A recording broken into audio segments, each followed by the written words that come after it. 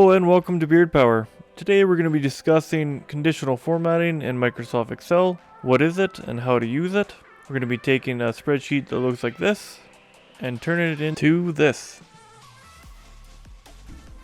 As always, if you like this video, please like it. Subscribe for further content in the future. Click this little bell icon to all. That way you'll be notified when I make a new video. Starting off, what is conditional formatting? Conditional formatting is a tool that gives us an opportunity to format data based on given conditions, hence conditional formatting. Now jumping into it. So conditional formatting is located in the Home tab within the Style group right here, so you can click into it. You can see that we have multiple different options. I'm going to start off at the top at Highlight Cell Rules.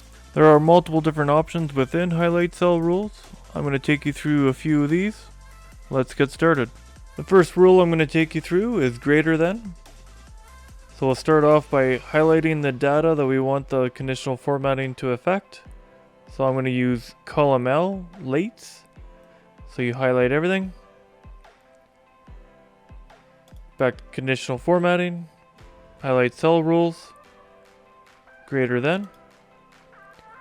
And I want it to show everything above 3.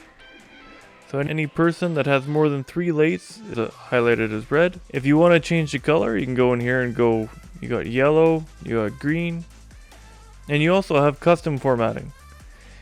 So you can change the fill to whatever you like, borders, and font.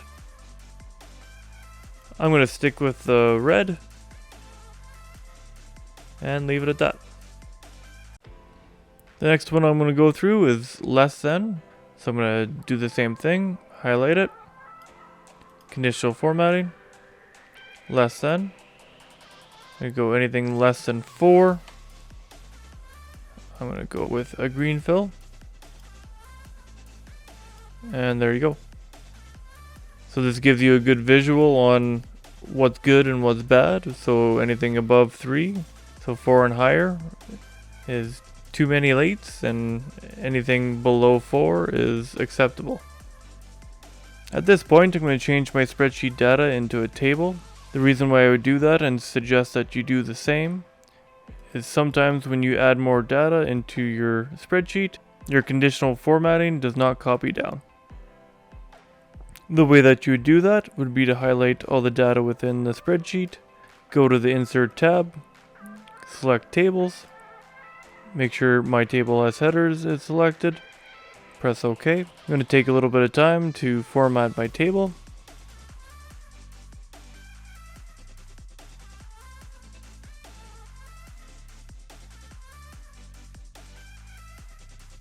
Alright, now that we got the spreadsheet data into a table and it's formatted, the next conditional formatting that we're going to be looking at is text that contains. So we're going to highlight these 3 columns. We're going to go into conditional formatting, highlight cell rules, text that contains. You'll see that it comes up as yes. We're going to change that to green color. We'll do the same for no. But we're going to make that a red. And now it gives you a quick visual on who has and who does not have the certifications. The next one I want to show you is duplicate values. So we're going to go to the names. We're going to highlight that column. Go to highlight cell rules, duplicate values, click that. And you'll see that we have some duplicate values. In 3 different places we have duplicates that are not required. So I'm just going to go ahead and delete those rows right away.